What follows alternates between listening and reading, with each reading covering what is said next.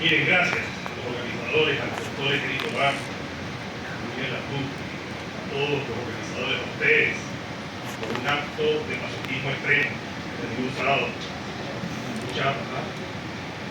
De verdad que muchísimas gracias por la presencia.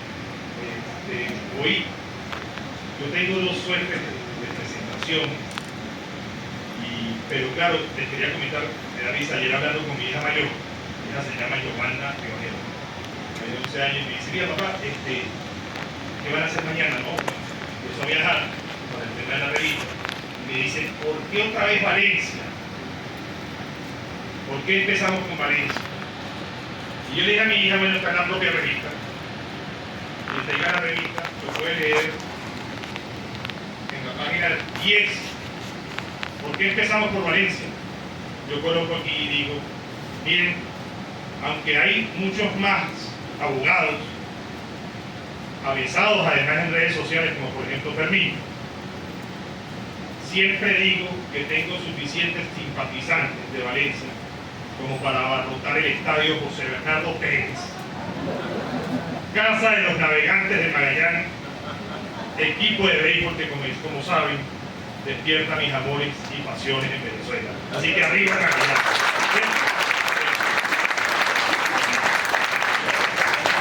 Fíjense, vamos a empezar con un tema que se desvincula en cierta forma de la revista, pero yo creo que es fundamental. Yo se lo decía al doctor Edito. Es necesario rescatar, reivindicar la teoría general del delito. Miren, yo pongo un ejemplo cotidiano. Imagínense que yo estoy en Valencia, en un carro, estoy manejando mi carro, llega una persona, golpea mi vidrio y me amenaza de atentar contra mi vida, mi integridad, si no le entrego el celular y el reloj. Resulta que yo estoy entregando el celular, el reloj, él no se da cuenta, el delincuente, yo saco un arma de fuego, apunto, disparo y mato al delincuente. ¿Cómo se resuelve ese caso? ¿Qué le viene a usted primero a la cabeza? ¿Responde Rionero penalmente por el homicidio del ladrón? ¿Sí o no? No, ¿por qué, doctora? La doctora me dice legítima defensa. ¿Es así, doctor? ¿Responde Rionero penalmente? Entonces fíjense que la doctora, por eso es que es interesante la teoría general del delito y por eso es que yo creo que insistimos tanto en el tema. Cada vez que nos plantean un caso penal, nosotros no pensamos en el derecho procesal penal. Usted se da cuenta, yo le comenté el caso, usted no piensa ni en actos conclusivos, ni en imputación, ni en nulidades, ni en prescripción. Usted piensa en una solución de teoría general del delito. La doctora me dijo, Rionero obró bajo una legítima defensa y en consecuencia no responde. Ahora, mi querida doctora, con usted misma, discúlpeme que la ponga como ejemplo, ¿qué ocurre si yo no soy abogado, voy a su despacho, usted es una abogada litigante, y yo le pregunto, perfecto doctora, me aprendieron ese día, me presentaron a las 48 horas, qué extraño en Venezuela, ¿verdad? Ocurre la muerte en legítima defensa y al carajo lo presentan. 48, en las películas de Estados Unidos le ponen la mantita en la ambulancia, ¿verdad? Aquí en Venezuela no, bueno, me presentaron, doctora, estuve 48 horas privado de libertad, el juez me dio una medida cautelar sustitutiva de presentación porque vio que había un video, se grabó allí el video, apareció en las redes sociales y se dieron cuenta que me estaban atracando. Ahora mi querida doctora me está diciendo el fiscal o la fiscal que hay que sobreseer. ¿Por cuál numeral tiene que sobreseer el fiscal si yo maté en legítima defensa? Entonces la doctora, artículo 300, ¿cuál sería, doctora? Ella dice que es el segundo. ¿Perdón? ¿La legítima defensa es una causa de justificación? ¿Respuesta definitiva? No. Sí. ¿Sí o no? Claro, ¿Cómo tiene que sobreseer el fiscal en el caso de Rionero, que mató al ladrón? Por allá atrás, quien quiera responder, ¿cómo tiene que sobreseer el fiscal? ¿Cuál es el numeral que va a utilizar el fiscal para sobreseer a Rionero, que mató en principio por una causa de justificación? Entonces la doctora dice, mire, artículo 300, numeral segundo, Rionero está bajo el amparo de una causa de justificación. Entonces yo, doctora, que soy estudiante de Derecho, le pregunto a usted, Y la causa de justificación, doctora, ¿qué elemento de la teoría general del delito suprime?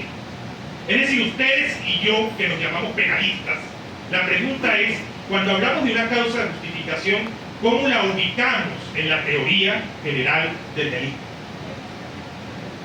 Y entonces la doctora dice, ese es un elemento negativo de la antijuridicidad. Y eso es importantísimo porque ya la doctora, fíjense, se divorció por completo del proceso penal. La doctora está pensando en defensas materiales. La doctora está pensando en la solución del caso. Por eso, mis queridos doctores, siempre lo digo con ahínco, con vehemencia, claro que el derecho procesal es importante. Claro que tenemos que estar ubicados cuando se apela a un auto o cómo se apela a una sentencia definitiva. Pero no lo olviden, lo más importante para un abogado penalista es la teoría general del delito. Es lo que nos enseñaron en segundo año de la carrera y es lo que vamos a utilizar desde segundo para siempre a los efectos de solucionar un caso penal. Por eso la doctora tiene razón. Cuando hablamos de teoría general del delito, nos reconducimos a esta pirámide que nos las enseñaron, como les digo, hace más de 20 años y que lamentablemente nos divorciamos en el trayecto, pero que es necesario resucitar el día de hoy. En consecuencia, doctores, Rionero, cuando mata al ladrón, comete una conducta que es típica, pero no es antijurídica porque mató bajo el amparo de una causa de justificación llamada legítima defensa. En consecuencia, el fiscal tiene que sobreseer a Rionero bajo el amparo del artículo 300, numeral segundo, porque está en presencia de una causa de justificación. ¿Se entendió esto? ¿Vamos bien? Fíjense en consecuencia que este primer ejemplo, que es una tontería, es para que usted ya sepa el amor que debe tener por teoría general del delito y por derecho penal sustancial, más allá, por supuesto, del amor que le tenemos al proceso, de lo comercial, y permítanme el término, que tienen las instituciones o el instituto de derecho procesal penal. Ahora yo les cuento una anécdota. Yo cuando me gradué a los 21 años, hace algunos meses, y me llegó mi primer caso penal. El primero. El caso es el siguiente. Pedro y Juan, dos hombres, entran furtivamente a la casa de una mujer llamada María, es decir, de manera escondida, y tienen el propósito firme de violarla. Mi primer caso penal, estoy hablando de 21 o 22 años. Mientras Juan agarra a la mujer por los brazos, a María, Pedro la viola. Pero mucho cuidado, Juan nunca la violó. ¿Me siguen? Es decir, el único que tuvo relaciones sexuales con la víctima fue Pedro.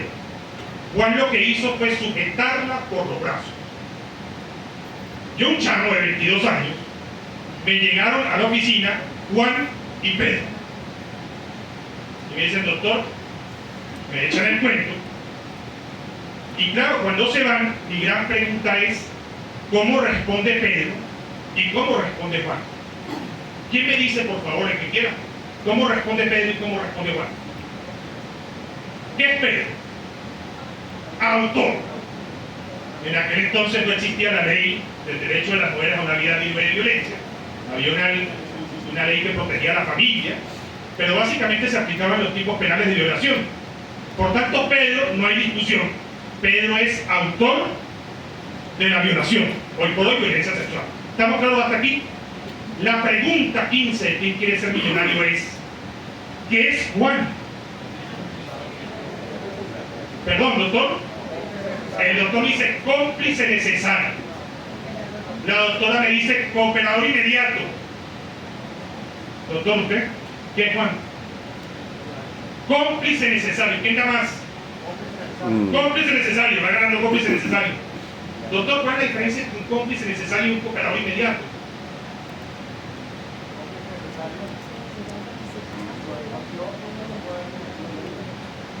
¿Y el cooperador inmediato? Bueno, el doctor me repite algo que nosotros hemos revisado en los libros clásicos, en los manuales clásicos de derecho penal. Pero doctor, yo estaba chamo y dije, voy a buscar en la jurisprudencia qué diantres podría ser Juan. Doctor, me topo, y doctores todos, con una primera decisión del año 2005 de la Sala de Casación Penal. del 26 de julio del año 2005, la número 479. Decía la sala en aquel entonces que el cooperador necesario, el cómplice necesario, es aquel que incide de tal manera en la comisión del hecho, doctor, que sin su presencia o concurso, sin su participación, no se hubiera realizado el hecho. Me puso a pensar, y dije, bueno, tengo que ver cómo es la víctima. Si la víctima es papiada como yo, hace falta Juan, ¿verdad? ¿No es así? Porque si la víctima es flaquita, capaz podían violarla sin necesidad de agarrarla. Dije, bueno, en principio pareciera que es un cómplice necesario, según la jurisprudencia. Sigo revisando las decisiones de aquel entonces y me encuentro con otra sentencia que define qué es el cooperador inmediato. Y entonces la Sala de Casación Penal, ahora en esta sentencia, dice: el cooperador inmediato es el que aporta una condición sin la cual el autor no hubiese logrado el hecho. Cooperador inmediato. Es lo mismo. Retrocedí. El cómplice necesario es necesario porque sin hecho no se logra. Y el cooperador inmediato es la misma mirada. Es tremendo problema. Entonces me di cuenta, doctores, que la jurisprudencia es necesaria, pero no es suficiente, ¿cierto? Por tanto, hay que estudiar teoría general del delito. Y en Venezuela hay un problema, que cuando estudiamos teoría general del delito, y específicamente este tema de tipos de autoría y tipos de participación, yo por lo menos lo vi en segundo año de la carrera en la Universidad Católica Andrés Bello, y recuerdo que era uno de los últimos temas. Entonces, como el año se está acabando, prácticamente el profesor dice: materia vista, léalo por supuesto. Y al final uno no entiende un carajo, y pasan los años, y nos vamos a litigar, y por eso tenemos fiscales y jueces, que cuando usted le pregunta qué carajo es un cómplice necesario, para él es la misma vaina que un cooperador inmediato.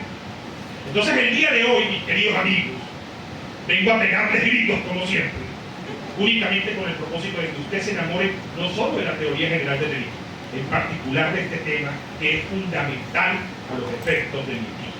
Mis queridos doctores, hay que reconducirnos obligatoriamente al artículo 83 del Código Penal. Dice expresamente esa norma, artículo 83 del Código Penal: cuando varias personas concurren en la comisión de un delito, ojo aquí, los perpetradores y los cooperadores inmediatos quedan sujetos a la pena que establece el delito. Y hay un único aparte de ese artículo 83, dice: en la misma pena incurren los determinadores. En consecuencia, doctores, el artículo 83 nos está refiriendo tres institutos o tres términos que son fundamentales retener en la memoria: los perpetradores, los cooperadores inmediatos y los determinadores. Pero no se queda allí el Código Penal, sino que cuando vamos al artículo 84 del propio texto, dice expresamente allí: va a existir una rebaja de la mitad de la pena para quienes participen conforme a esos tres numerales. Y luego, en un único aparte, en la parte final, dicen: pero no hay rebaja de la pena para aquel que, encontrándose en esos casos especificados, sin su concurso no se hubiese realizado el hecho. En consecuencia, doctores, de los dos artículos que acabamos de revisar rápidamente en la carta, ya usted tiene varios términos que tuvo que haber memorizado. Fíjese que el Código Penal no conceptualiza absolutamente nada, simplemente refiere unos términos y por tanto corresponde a nosotros, bajo la ciencia del derecho penal, bajo la dogmática jurídica penal, saber a qué diantres se refiere el legislador cuando utiliza estos términos de específico.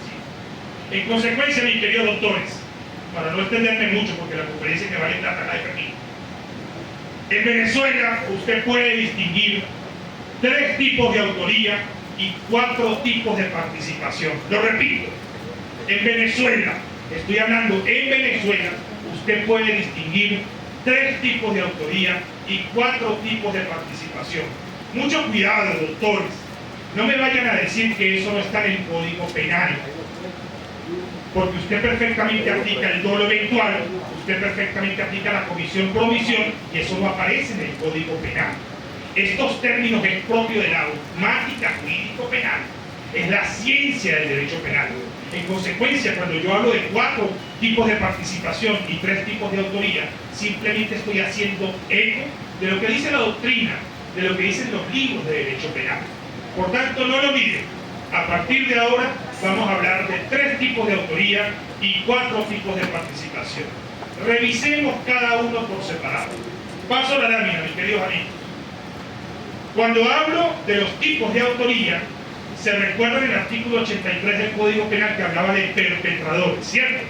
Pues bien, los libros modernos de derecho penal venezolano, estoy refiriendo por ejemplo a Alejandro Rodríguez Morán o al profesor Juan Luis Baudel, específicamente dicen en sus libros que el término perpetrador que utiliza el artículo 83 del Código Penal es sinónimo de autoría. Por tanto, cuando usted habla de perpetrador, usted está hablando de autor. Según la ciencia del derecho penal, según la dogmática jurídico-penal, la autoría se puede dividir en 3 categorías. La primera categoría es lo que conocemos como el autor, también llamado como el autor directo, como el autor inmediato. ¿Quién es el autor directo o inmediato? Dice Belsen desde 1940 que el autor directo o inmediato es aquel que tiene el dominio final del hecho. Diría Roxin, hoy por hoy, el autor directo o inmediato es el que tiene el dominio natural, el dominio final del hecho. ¿Qué significa eso, doctores? Que el autor es el amo y señor sobre la realización de la conducta típica. Es decir, el sujeto que quiere matar a Pedro Pérez saca su arma y apunta, él decide si dispara. ¿Me siguen hasta aquí? Si él jala el gatillo o no, es una decisión propia, particular. Él es el amo y señor con respecto al homicidio. Por tanto, esa es la figura más sencilla. El autor directo o inmediato es aquel que sencillamente tiene un dominio final con respecto al hecho. Luego hay un segundo tipo de autoría, que se le llama en los libros propiamente la coautoría. Aquí es fundamental, doctores, porque el libro de Roxin, que tienen que leerlo con profesión, dice expresamente, en materia de coautoría, los coautores tienen un dominio funcional del hecho. ¿Qué significa un dominio funcional? Sencillo, lo pongo como un ejemplo. Imagínense que Fermín y yo venimos a robar a todos los presentes en este auditorio. Y yo le digo a Fermín, encárgate de ir a la izquierda y yo me encargo de ir a la derecha. Robamos a todos y de repente nos aprenden en las puertas del colegio de médicos. La pregunta es, a Fermín y a mí nos van a imputar todos los robos, a pesar de que Romero nos robó a la izquierda. ¿Me siguen hasta aquí? Fíjense cómo Fermín y yo respondemos de coautoría con respecto al robo, a pesar de que Fermín nunca robó esta columna. Por eso es que Roxin dice, hay un dominio funcional del hecho, porque hay una repartición de roles, hay una repartición de funciones a los efectos de la comisión del hecho criminal. ¿Me siguen? En consecuencia, esas recíprocas concesiones que existen entre los autores, es lo que dice Roxin, se trata de un dominio funcional o de distribución de errores a los efectos de la comisión del delito. Y el último tipo de autoría, que es el más interesante, es la llamada, la famosa autoría mediata. Dice Roxin, el autor mediato no tiene dominio final, el autor mediato no tiene dominio funcional, el autor mediato tiene un dominio con respecto a la voluntad de un instrumento. Y ustedes dirán, ¿cómo es esa vaina, Guerrero? Sencillo. Resulta que voy aquí a la Asociación de Ganaderos a comer. No les había dicho, yo soy magallanero, pero Fermín es caraquista. Y yo salgo de aquí y digo, mira, llegó la hora de asesinar a un caraquista, que no es Fermín, está pegado. Hay que matar a un caraquista. Y cuando me voy a la Asociación de Ganaderos a pedir mi comida, me doy cuenta que el caraquista pide las costillas de cerdo. Y yo de manera furtiva, doctor, me paro antes de que el mesonero le lleve las costillas y le echo veneno para ratas. El mesonero, sin saberlo, agarra las benditas costillas, las traslada y se las da al comensal caraquista, que ingiere la comida y muere, fallece. La pregunta es, ¿responde penalmente el mesonero? ¿Por qué no? Sí responde.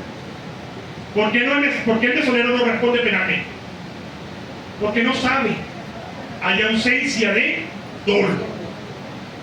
En consecuencia, en derecho penal, el mesonero no responde, pero responde el rionero por el homicidio. La doctora dice sí, pero es que el rionero no fue el que entregó la comida.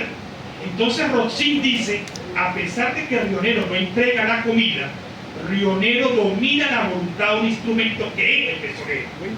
En consecuencia, rionero es el hombre de atrás. Santegato suena feo, pero eso es lo que dice la doctrina. Es el hombre de atrás que domina la voluntad del instrumento. Por tanto, rionero responde a título de autor de homicidio y el mesonero no responde penalmente, sencillamente porque no tiene dolo. ¿Se entendió? Fíjense, en consecuencia, a pesar de que yo nunca entregué la comida, yo me valí un instrumento para cometer delito. Eso es lo bonito y lo importante de la ciencia del derecho penal. Es la única manera para resolver un caso penal. Así que espero, claro, yo cuento esto y yo sé cómo es la práctica. En la práctica el mesonero te van a llevar. El CCPC lo deja preso, lo bolsea y lo suelta a los 6 meses. Esa es la práctica.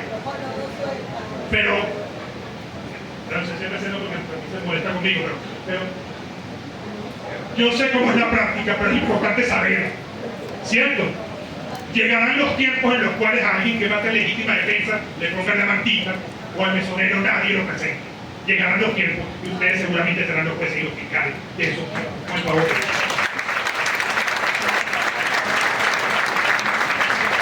Pero ese es el deber ser. 3 tipos de autoridad que nos proporciona la ciencia. ¿Cuáles son los tipos de participación? 4. El determinador. El determinador es sinónimo de instigación. Cada vez que usted agarra un manual de derecho penal y hablen de determinador o instigador, es la misma cosa. Ya lo saben. Esta noche sueñe con eso. Primero diciendo, es la misma cosa. Eso es. Determinador e instigador es lo mismo. ¿Quién es el determinador o el instigador? El que hace nacer en cabeza de otro la resolución criminal.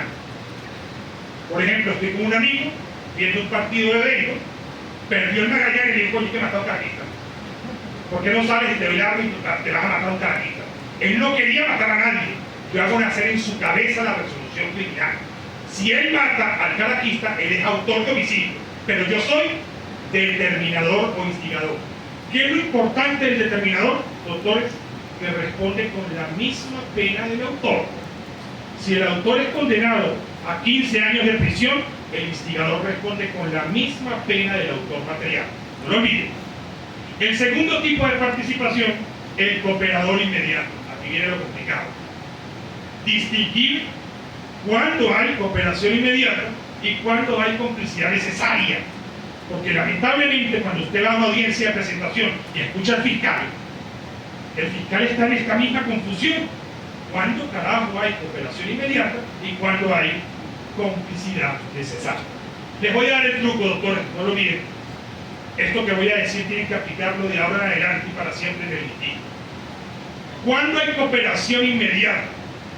Cuando el sujeto tiene una relación de inmediatez temporal o espacial con el autor que comete el delito. Voy a repetir.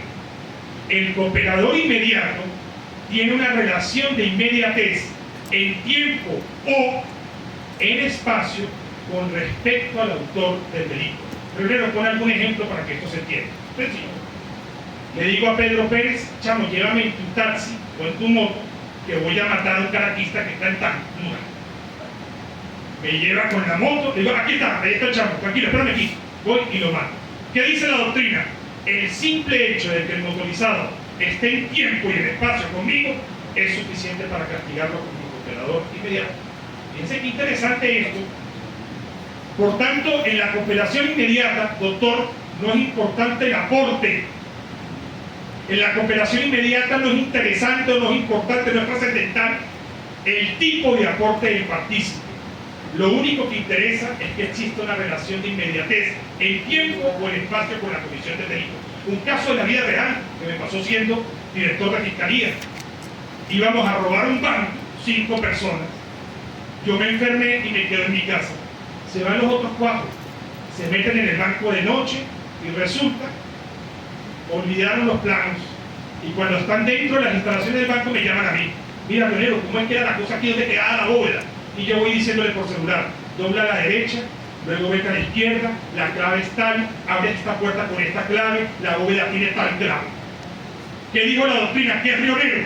A pesar de que el rionero no está en el propio banco, hay una inmediatez en tiempo, temporal. ¿Se dan cuenta? Por tanto, rionero responde como cooperador inmediato en el robo del banco. Ellos como autores materiales y yo como cooperador inmediato. En consecuencia, doctores, esto que les estoy diciendo no es mi invento, lo dice la doctrina, tienen que buscarlo en el libro, especialmente del profesor Alejandro Rodríguez en Venezuela, Juan Luis Baudelaire en Venezuela, y los extranjeros, por favor, Rochin, Santiago Bilbush, Muñoz Conde, en fin, ustedes sean. Lo importante, mis queridos doctores, es que en jurisprudencia no han hecho este tipo de diferenciación. Y por eso cuando vamos a una audiencia de presentación, los fiscales imputan cooperación inmediata o cómplice necesario como si fueran sinónimos, pero no lo son. Para que haya cooperación inmediata, lo trascendental es la relación de inmediatez. Si eso es así, rionero, entonces ¿cuál es la diferencia con el cómplice necesario? Sencillo. En materia de cómplice necesario, rige lo que llaman el principio de los bienes escasos. Ejemplo de la vida real. Un sujeto va a una taquilla en el Banco de Venezuela y va a retirar 20 millones de bolívares en efectivo. El tipo de la taquilla lo hace esperar media hora hasta que por fin entrega el bolso rojo con 20 millones de bolívares en efectivo. Cuando salgo del banco, a 2 cuadras, me roban el bolso rojo. ¿Quién me pichó? El tipo de la taquilla del Banco de Venezuela. ¿Me siguen hasta aquí? ¿Qué dice la doctrina? ¿Quién era el único que sabía que yo llevaba la plata en efectivo? El de la taquilla. En consecuencia, quienes me robaron son autores materiales del robo, mientras que el sujeto de la taquilla es un cómplice necesario. ¿Por qué es un cómplice necesario? Porque era el único que sabía. El bien escaso en ese caso era el conocimiento que él tenía de la plata que yo llevaba en efectivo. Rionero, ¿y por qué no es cooperador inmediato? Porque es que el de la taquilla nunca estuvo ni en tiempo ni en espacio al momento del robo. ¿Me siguen hasta aquí? Esa es la gran diferencia, la diferencia de oro entre la cooperación inmediata y la complicidad necesaria. Eso sí, mis queridos doctores, ambos tipos de participación merecen la misma pena del autor. Por eso es que a veces los fiscales y los jueces son relajados. ¡Ah, no importa! Igual va a responder con la misma pena del autor. No, señor. Hay que diferenciar. Para eso somos penalistas y no somos carpinteros, ni economistas, ni matemáticos. Somos penalistas porque se supone que sabemos eso. Entonces ya lo saben, mis queridos doctores, de aquí en adelante la gran diferencia entre un cooperador inmediato y un cómplice necesario es la relación de inmediatez y el principio de los bienes escasos. ¿Alguna pregunta con respecto a esto? ¿Me interrumpen? No tengo ningún problema de que esto sea interactivo. ¿Perdón? Vale. A los efectos del problema inicial, ¿qué es Juan si no violó a María? Es un cooperador inmediato porque concurre en tiempo y en espacio con Pedro al momento de violarlo. Eso sí, mi querida doctora, tengo que ser respetuoso con la doctrina. Algunos autores hoy por hoy están diciendo que Juan debería ser también autor de violación, aunque no haya accedido carnalmente contra María. Pero bueno, no quiero inmiscuirlos en eso. ¿Por qué? Porque nuestro Código Penal es de 1890, todavía están estos términos y es importante que tengamos una interpretación coherente de la legislación. Pero adicionalmente, doctores, al determinador, al cooperador inmediato y a la complicidad necesaria, el Código en el artículo 84 establece 3 numerales y son los únicos supuestos en los cuales hay una rebaja de la pena de la mitad. Es decir, cuando el partícipe haga algo de lo que aparece en esos 3 numerales, no responde con la misma pena del autor. Es el único supuesto de complicidad que merece una rebaja de pena. Y es lo que la doctrina, la dogmática jurídico-penal llama el cómplice no necesario o cómplice accesor. Pendientes. Yo he escuchado en Caracas algunos abogados penalistas que han sostenido el cómplice necesario, no existe en Venezuela porque no está en el Código Penal. Mucho cuidado. El hecho de que el Código no utilice el término no significa que no existe. El supuesto del artículo 84 es el clásico escenario de la complicidad accesoria o no necesaria. Y es el único supuesto de complicidad que tiene o que admite una rebaja de pena. Por tanto, mis queridos doctores, pendientes con esto. Ahora, ¿qué es fundamental aquí en materia de participación de complicidad no necesaria? Que el aporte siempre tiene que ser anterior. Siempre se le tiene que ofrecer al autor de manera previa y mucho cuidado. Nunca puede haber inmediatez temporal o espacial, porque si llega a haber inmediatez, se responde a título de cooperador inmediato. Así que pendientes con estos supuestos de complicidad no necesarios. Además de esto que ya hemos visto, en la práctica, digo en el litigio, en el ejercicio cotidiano del derecho que tenemos, nos enfrentamos con algunos problemas operativos. Por ejemplo, esto de la uniformidad de la regulación en materia de autoría y participación. Lo decía Fermín hace algunas semanas, ¿no? En Venezuela existen casi 90 leyes penales y no penales que contienen tipos penales. Increíble. Por ejemplo, hay una ley del sistema económico comunal que nadie la conoce y no imaginamos que tenga tipos penales y los tiene. Entonces, en Venezuela, no, vamos a decirlo así, la autoría y la participación no solamente está regulada en el Código Penal, sino que capaz encontramos algunas normas dispersas que también tienen una suerte de regulación. Por ejemplo, artículo 11 de la ley contra el secuestro y la extorsión. Fíjense lo que dice ese artículo 11, que para mí es un absurdo, pero bueno, está aquí en la ley.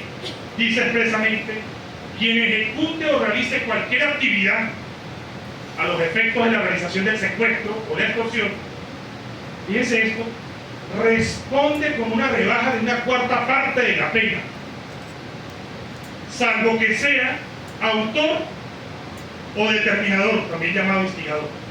¿Lo tienen? Fíjense lo que dice el artículo, qué increíble. El legislador no se dio cuenta que en el Código Penal existía otra regulación. Por tanto, hoy por hoy es preferible cometer un secuestro o una extorsión que ser partícipe de una estafa. Increíble. ¿Por qué lo dice? Primero, sencillo, porque aquí el legislador se olvidó del cooperador inmediato, del cómplice necesario y del cómplice no necesario. Y a las tres figuras las incorporó en ese acápite inicial del artículo, y por tanto las tres figuras tienen una rebaja de pena de un cuarto de la sanción. Los únicos que responden a título de autoría son los perpetradores propiamente dicho y los instigadores del delito. ¿Se dan cuenta? En consecuencia, ya lo saben litigantes, abogados, fiscales, jueces, cada vez que usted tenga un caso de secuestro o de extorsión, si hay concurrencia de criminales, concurrencia de partícipes, ya saben que no aplican las normas del Código Penal en materia de autoría y participación, sino que la rebaja de la pena se computa conforme a este artículo 11 de la ley especial. ¿Alguna pregunta? Además, otro problema operativo que es importante que lo tengan presente: ¿cuándo hace falta una nueva imputación en el proceso en materia de autoría y participación? Primero, ¿a qué te refieres? Sencillo, en Caracas pasa mucho, no sé si aquí. De repente presentan al sujeto y le dicen, le imputa al fiscal en la audiencia de presentación autoría directa. Y a los 45 días dice, coño, no era autoría directa, eres un cooperador inmediato. La pregunta es, ¿hay que volver a imputar para que el fiscal pueda acusar por cooperación inmediata? Y la respuesta es sí. ¿Por qué? Porque los supuestos de autoría cambian radicalmente cuando se trata de un tipo de participación. Entonces, mucho cuidado, doctores. El truco no es si baja la pena o si es de baja de la pena, no. A los efectos de una nueva imputación, el truco es saber cómo cambia el derecho a la defensa. Es decir, si el imputado se tiene que defender de una manera distinta a como lo estaba haciendo inicialmente, hay que volver a imputar. Entonces, pendientes con esto, porque en el Ministerio Público siempre dicen, no, hay una rebaja de pena, es más benigna la sanción y por tanto no hace falta una nueva imputación. Mucho cuidado. Lo que determina la nueva imputación no es la sanción. Lo que determina la nueva imputación es cómo cambia el derecho a la defensa. Además, otro problema del litigio que es importantísimo para ustedes, lo que se llama el principio de accesoriedad limitada. Fíjense que esto lo diseñaron en el segundo año de la carrera y luego nos olvidamos de esta vaina, y esto es fundamental. Les pongo un ejemplo para ver si esto se entiende con la profusión que necesita. En una oportunidad yo le digo a mi esposa, este ejemplo lo he puesto hasta el cansancio, pero es importante para graficar el principio de accesoriedad limitada. Le digo a mi esposa, me voy a ver un juego en Magallanes, llego temprano y llego al día siguiente a las 6 de la mañana. tempranito. Mi esposa se molesta y con una amiga dice, vamos a quitarle a mi esposo el reloj y lo vamos a vender. Nos compraremos cualquier cosa con lo que obtengamos de la venta del reloj. Efectivamente, doctor, mi esposa y su amiga me quitan el reloj, lo venden, yo me doy cuenta del hurto, me molesto y pongo una denuncia penal contra mi esposa y la amiga. La pregunta es, ¿responde mi esposa penalmente y su amiga por el hurto, doctor? ¿Rionero es víctima de hurto? Cualquiera, doctor, sí. La esposa no responde penalmente. ¿Por qué?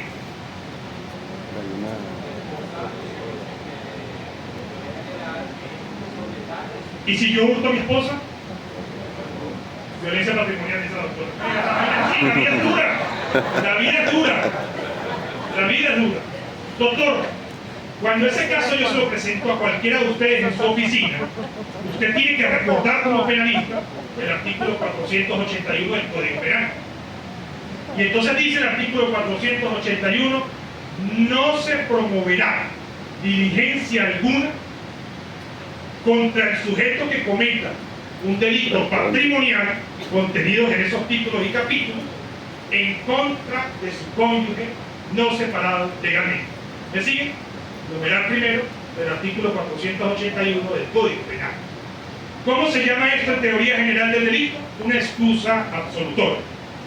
¿Y qué significa una excusa absolutoria? Que el legislador perdona. Mira, la esposa de Rionero, a pesar de que le vendiste el reloj a Rionero, yo te perdono porque prefiero que mantengas la unión familiar. ¿Me siguen hasta aquí? Pero no responde penalmente. ¿Cómo es eso en teoría general del delito? Sencillo. La esposa de Rionero ha cometido una conducta típica, antijurídica, culpable, pero no es punible. Porque el legislador perdona a mi esposa. ¿Me siguen hasta aquí? Por tanto, el fiscal del Ministerio Público, ¿qué tiene que hacer con respecto a mi esposa? Tiene que sobreseer la causa por el artículo 300, numeral segundo, último supuesto, una causa de no punibilidad. ¿Me siguen, doctores? Si no me siguen, me levantan la mano. En consecuencia, si mi esposa va al Ministerio Público, el fiscal tiene que decirle, no se preocupe, usted no responde penalmente porque la protege una excusa absolutoria que suprime la punibilidad de la conducta. Usted, esposa de Rionero, cometió una conducta típica, antijurídica, culpable, pero no es punible. La pregunta es, ¿y la amiga de mi esposa responde penalmente o no? Y la respuesta, doctores, es sí. Miércoles, ¿cómo es eso, Rionero? Tu esposa no responde por el hurto, pero la amiga es un cooperador inmediato del hurto. Sí. ¿Y por qué eso es así? Doctores, principio de accesoriedad limitada. No lo olviden. ¿Qué significa eso, Rionero? Sencillo. Las causas de exclusión que benefician al autor y al cómplice solamente son las de artificialidad y antijudicidad. Es decir, cualquier causa de justificación beneficia tanto al autor como al cómplice. Pero en caso de que exista una causa de exclusión que se refiere a la culpabilidad y a la punibilidad, solo beneficia al autor y no beneficia al partícipe. Por tanto, como la excusa absolutoria es una causa que excluye el último elemento de la teoría general del delito, la punibilidad, ese beneficia solo al autor, es decir, a mi esposa, pero no beneficia al partícipe. Es lo que se llama el principio de accesoriedad limitada. No lo olviden, cada vez que existe un caso similar, responde la amiga, pero no responde la esposa autor. ¿Cómo no? El principio de accesoriedad limitada es fundamental en materia de autoría y participación. ¿Por qué? Porque el derecho penal nos han enseñado hasta el cansancio. Existen causas de exclusión. ¿Qué significa causas de exclusión? Causas que permiten que el autor no responda penalmente. El principio de accesoriedad limitada dice que las causas de exclusión que benefician al autor van a beneficiar también al partícipe siempre y cuando, doctor, sean causas que excluyan la conducta, la tipicidad o la antipicidad. ¿Qué significa eso? Que si el autor obra en una causa de justificación, esa causa de justificación protege al autor y al partícipe. Pongo un ejemplo, el primer caso que coloqué cuando empecé a hablar. Viene un ladrón, me va a robar mi celular en el carro, no se da cuenta el ladrón, yo voy con un copiloto y el copiloto me pasa un arma de fuego. Yo agarro el arma de fuego y mato al ladrón. Yo maté en legítima defensa. La causa de justificación me beneficia a mí y beneficia a mi amigo. ¿Me sigue hasta aquí? ¿Por qué? Porque el principio de accesoriedad limitada dice el partícipe solo responde si la conducta del autor es típica antijurídica. Pero como mi conducta no es antijurídica, él sale beneficiado con la causa de justificación. ¿Se entendió? Pero es que en el caso de la amiga de la esposa de Rivero no es así. En el caso de la amiga de la esposa de Rivero, mi esposa comete una conducta típica, antijurídica, culpable, pero no es punible. Allí el principio de accesoriedad limitada, doctor, no beneficia a la partícipe, no beneficia a la amiga. Por tanto, aunque no lo crea, el fiscal del Ministerio Público va a sobreseer a mi esposa por el artículo 300, numeral segundo, último supuesto, y va a tener que acusar a la amiga de mi esposa por el hurto del reloj. ¿Se entendió? Entonces, pendientes, mis queridos amigos, porque esta vaina no nos las enseñan, o si nos las enseñan lo hacen de manera paupérrima, y es importante tenerlo presente, porque este es el principio rey en materia de autoría y participación. Qué bonito.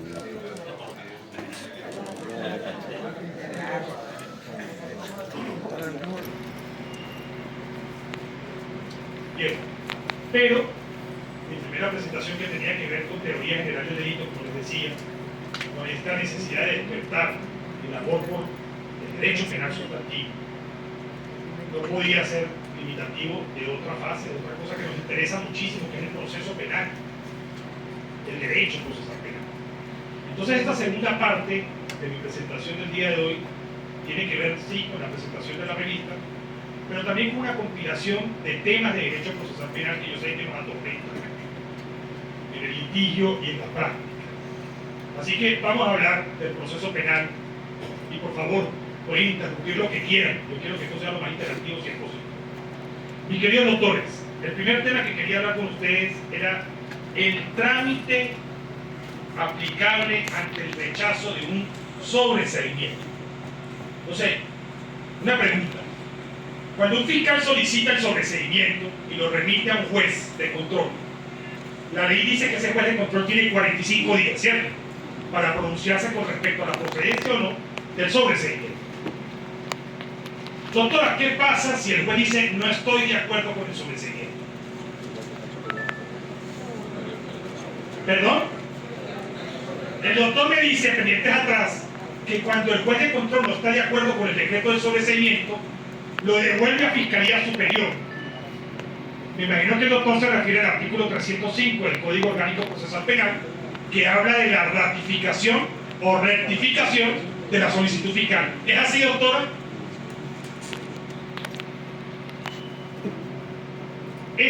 Tenemos el chip, por supuesto, pero como les decía, en Venezuela no podemos litigar solo por lo que diga el Código Orgánico Procesal Penal, sino que para bien o para mal tenemos que litigar con la jurisprudencia.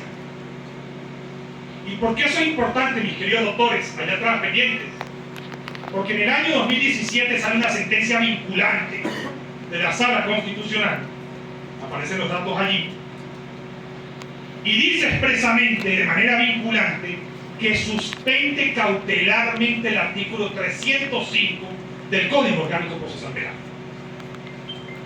Lo suspendió en el año 2017 con una sentencia vinculante. Digo, no señor, eso de devolver las actuaciones o el expediente a una Fiscalía Superior atenta contra la soberanía de un juez, y es más, atenta contra la doble instancia.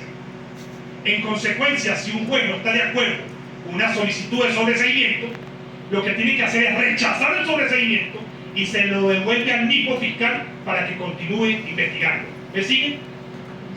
Esos doctores prendió las alarmas en aquel entonces porque la Sala Constitucional estaba legislando, o mejor dicho, suspendía la vigencia de un artículo del Código Orgánico Procesal Penal y de alguna u otra forma cambiaba el procedimiento. ¿Sí? ¿Estamos claros, verdad? Esos eso transcurrió, mis queridos doctores, por lo menos durante 5 o 6 años, de manera uniforme y pacífica, hasta que viene la reforma del Código Orgánico Procesal Penal en el año, creo, 2021. Y resulta que el legislador repite el mismo artículo 305 en el Código, es decir, no se apega a la doctrina vinculante de la Sala Constitucional, y deja los artículos que regulan el sobreseimiento incólumes, tal cual como lo conocemos desde el año 1998 para acá. La gran pregunta entonces que nos surge a nosotros como litigantes es: ¿se mantiene vigente la suspensión cautelar del artículo 305? ¿O hay una suerte de derogatoria, mejor dicho, de una reivindicación de la vigencia del artículo, y hoy por hoy tenemos que retomar el tema de la ratificación y rectificación ante fiscalías superiores? ¿Cuál es el problema que enfrentamos nosotros? Que cualquiera que sea la posición que usted asuma, puede estar bien fundamentada. ¿Perdón? Así es el derecho como ciencia social. 2 más 2 no es 4 el derecho. Hay veces que 2 más 2 es cualquier vaya que usted quiera.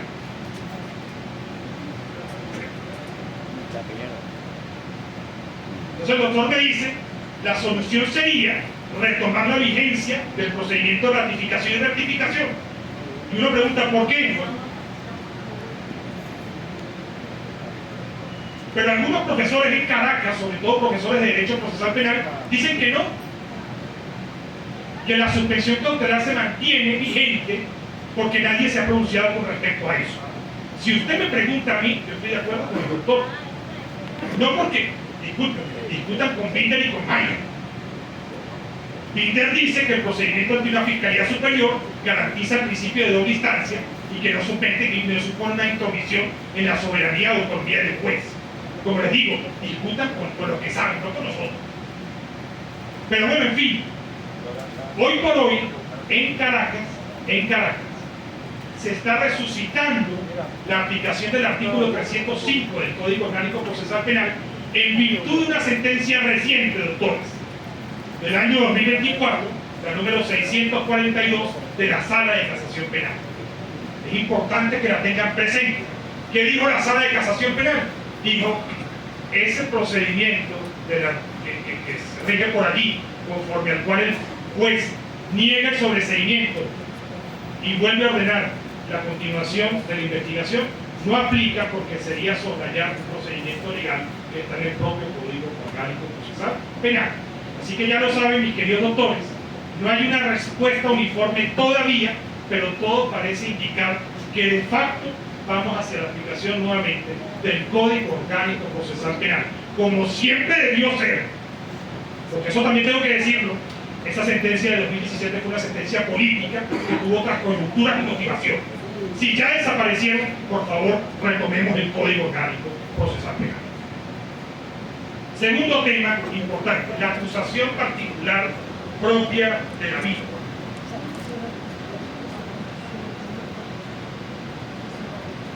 Como saben, desde el año 2012, la Sala Constitucional emite 2 sentencias vinculantes, sobre todo en materia de violencia de género. ¿Y qué dijo la Sala? La Sala dijo, si hay omisión fiscal, es decir, si el fiscal no acusa, la víctima tiene derecho ¿a qué? A presentar acusación particular propia. Mucho cuidado, doctor, no es acusación privada, no es querella, es presentar una acusación particular propia, por su cuenta, con presidencia del fiscal. Y dijo la Sala Constitucional que el juez de control que conocía de la acusación particular propia tenía que convocar a la audiencia preliminar, incluso sin la presencia del fiscal. ¿Me siguen hasta aquí? Pero no se quedó allí la Sala Constitucional. Luego, en una decisión de noviembre del año 2012, que replicó en el 2018, dijo, incluso si un fiscal solicita un sobreseimiento, la víctima tiene derecho a presentar acusación particular propia. Doctora, cuando me preguntaron en aquel entonces eso a mí, le dije, coño, Venezuela va a ser el único país en el cual vamos a ir a una audiencia preliminar en la cual el fiscal defiende los intereses del Estado y la víctima está sola por su cuenta. ¿No es así? Porque si un fiscal solicita un sobreseimiento y la acusación particular propia de la víctima frena hasta el punto de ir a una audiencia preliminar, incluso contra la voluntad del fiscal, oye, buenas noches, cerramos la brea. Pues bien, mis queridos doctores, difícil en Venezuela litigar, muy, pero muy difícil. Sentencia de la Sala de Casación Penal, la número 642. Pendientes, doctores, una sentencia reciente. Dice allí, si el fiscal solicita el sobreseimiento, es un contrasentido que la víctima tenga oportunidad de presentar acusación particular. Por tanto, ante una solicitud de sobreseimiento no se puede convocar a la audiencia preliminar, sino que el juez tiene que pronunciarse con respecto al sobreseimiento y no le puede dar la oportunidad a la víctima para una acusación particular por su cuenta. No se entiende nada. Lo digo la Sala Constitucional de manera vinculante, y ahora la Sala de Casación Penal, en una sentencia reciente del año 2024, dice que eso es contrario a lo que dice la ley. Pero no se queda allí, mi querido doctor, no se alegren, porque recientemente, sentencia de 2025, 26 de febrero de la Sala Constitucional, están echando,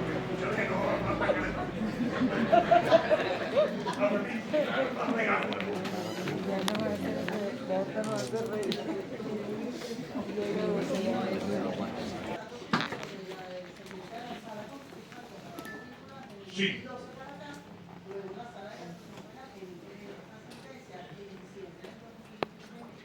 Sí. Entonces, podría ser, en interpretación, que esta sentencia de la Sala de Casación Penal pudiera generar un desorden procesal, porque los fiscales de instancia, ¿qué van a hacer entonces? Yo le hago una pregunta a usted y a todos. Si la reforma fue en el año 2021 del Código Orgánico Procesal Penal y esta doctrina de la acusación particular propia de la víctima con presidencia del fiscal existe desde el año 2012, ¿por qué diantres el legislador no la otorgó, no la asumió en la reforma? ¿Saben por qué? Por una sencilla razón. Primero, porque no están todavía muy seguros de la doctrina. Y segundo, que esta figura es sectaria en Venezuela. ¿Saben por qué? Porque las únicas acusaciones particulares propias en Venezuela son víctimas que tienen plata. El que no tiene plata se jodió. Así literal. Entonces, ¿qué ha hecho la Sala Constitucional? Inventar, y ha dicho que cuando una víctima quiere interponer acusación particular propia por su cuenta, tiene derecho a la Defensoría del Pueblo. ¿A la Defensoría de quién? Que vaya una víctima a la Defensoría del Pueblo a pedir un abogado. ¿Me explico? Entonces, ¿qué ocurre, mi querida doctora? No está funcionando. Las únicas acusaciones particulares propias en Venezuela de una víctima con independencia del fiscal es una institución sectaria. Muy pocas víctimas son las que tienen la posibilidad. ¿Quién puede pagar los honorarios de Fermín? Oye, poquito. Nosotros no. Entonces, fíjense, ese es el gran problema. La pregunta va por el desorden. Y el problema no es ese, mi querida doctora. Es que hay una sentencia vinculante que dice que sí se puede. Luego viene esta sentencia de la Sala de Casación Penal que dice que no se puede. Pero ahora dice la Sala Constitucional, hace 2 meses ya, doctores, si un fiscal, no es que solamente si pide un sobreseimiento, si es que si decreta el archivo fiscal, la víctima tiene derecho a una acusación particular propia. Entonces, doctora, un desorden, sí, un desorden. Ahora, por ahora, no sé aquí en Carabobo, por ahora, se siguen admitiendo acusaciones particulares propias de la víctima con presidencia fiscal, incluso después de sobreseimientos y archivos. Incluso después, por lo menos en Caracas, no sé aquí. Ahora, ¿qué creo yo? Hay que sanear esto. Porque si lo que vamos a asumir esta doctrina, tenemos que hacerlo de manera seria, bajo eso que se conoce como el principio de conversión de acciones. Pero hay que hacer las cosas serias, doctor. Y yo por allí, bueno, no voy a decir la persona, una profesora de Derecho Procesal decía, no, yo creo que todas las lagunas que tiene el código se solucionan en función de los principios. Es mentira. En Venezuela los principios son necesarios, pero no son suficientes. No basta saber derecho a la defensa, debido proceso, tutela judicial efectiva, presunción de inocencia, afirmación. Eso es necesario, porque para eso somos penalistas, pero no es suficiente. Entonces, si queremos hacer algo serio, tenemos que asumir el principio de conversión de acciones en Venezuela de manera ordenada y sencillamente darle, como decía usted, uniformidad al trámite y a la legislación. Por ahora hay un desorden grosero. ¿A quién beneficia esto? A nosotros y lamentablemente a los atajos del sistema, porque habrá casos en los cuales dirán que previa la sentencia vinculante de la Sala Constitucional, y habrá otros casos en los cuales los jueces se apegarán a esta vaina sencillamente por capricho, por qué sé yo. ¿Me explico? Entonces, por ahora, por eso les decía, litigar en Venezuela es difícil. Es difícil en función de la jurisprudencia, pero hay que conocer la jurisprudencia. Es un mal necesario. ¿Estamos claros? Muy bien. Efecto suspensivo, el tema que les gusta a ustedes. La gente se arrecha conmigo porque escribí un libro del efecto suspensivo. Piensa que yo soy el defensor de esa vaina. No, yo no inventé eso. Miren, ¿cómo es el efecto suspensivo hoy por hoy? Yo creo que hay uniformidad. Es decir, hay dos artículos en el Código Orgánico Procesal Penal que hablan del efecto suspensivo. ¿Cuáles son? 374 y 430. ¿Estamos claros? El 374 aplica solo para audiencias de presentación, ya sean por flagrancia o la conducción por orden judicial. ¿Estamos claros? 374, audiencias de presentación. El fiscal solamente puede pedir efecto suspensivo por el 374 en audiencias. Por el 430, en cambio, solo aplica en cuándo? Aplica en audiencia preliminar. Por tanto, el 430 no se alega en audiencias de presentación, solamente en audiencia preliminar. ¿Sí? ¿En qué más existe armonía? Sencillo. Si presentan a un sujeto por dolo eventual de un homicidio y el juez cambia la calificación a un homicidio culposo, ¿procede o no procede el efecto suspensivo? Sí. ¿Por qué? Porque lo que importa es la calificación que dijo el fiscal. Miren lo que estoy diciendo. Si la calificación que dice el fiscal son de aquellos delitos que validan el efecto suspensivo, conforme al artículo 374, por tanto procede el instituto. Porque algunos dicen, no, pero es que el juez lo cambió a homicidio culposo y eso no está en el inventario del 374. No importa, porque lo que importa es el delito que dice el fiscal. Si el fiscal dio legitimación, dolo eventual o cualquier otro delito que esté en el 374, procede el instituto. ¿Me siguen hasta aquí? Si no me siguen, tienen que interrumpir. En eso hay armonía. Y en lo último que hay armonía en materia de efecto suspensivo es si el fiscal ejerce el efecto suspensivo, el juez de control no se puede pronunciar. No. Ha dicho la sala, no puede ser el mismo juez contra quien se interpone que se pronuncie sobre la admisibilidad o la supuesta improponibilidad. ¿Me sigue? Sino que obligatoriamente hay que darle el trámite ante el juez superior o corte de apelación. En eso hay armonía. Rionero, ¿cómo sabes tú que hay armonía? Sencillo. Por esta sentencia reciente de la Sala de Casación Penal del 10 de mayo del año 2024, y además de esta sentencia, esta otra, bueno, que es la misma, mentira, pero con otras máximas que es importante que ustedes las tengan presentes. Muy bien. Eso que acabamos de decir, diferencia entre el 374, el 430, el trámite obligatorio del juez de control y el delito que importa los efectos del trámite del recurso, eso lo dice esta decisión vigente y reciente de la Sala de Casación Penal. Pero miren esto, entonces. Pendientes litigantes, jueces, fiscales, sobre todo abogados privados, arrimaron una para el bingo, dicen por allí. Sentencia reciente de la Sala Constitucional, de fecha 28 de noviembre del año 2024, la número 1120, increíble. ¿Qué dice allí? Dice: si el fiscal presenta por homicidio intencional a título de dolo eventual y el juez cambia la calificación a homicidio culposo, lo que importa es la calificación del juez. Por tanto, si el juez declara inadmisible el efecto suspensivo, se friega el Ministerio Público y lo que tiene que hacer es apelar de auto ordinario, como establece el Código Orgánico Procesal Penal. Oído el tambor.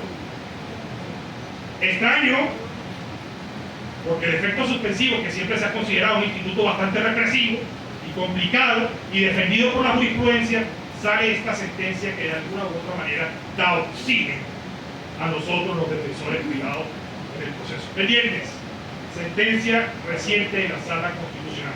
Eso sí, no se emocionen, porque una cosa es lo que diga la sentencia y otra cosa es mitigar como ustedes lo saben. Muy bien. ¿Alguna pregunta hasta acá? ¿Vamos bien? Sigo. Naturaleza de la detención domiciliaria.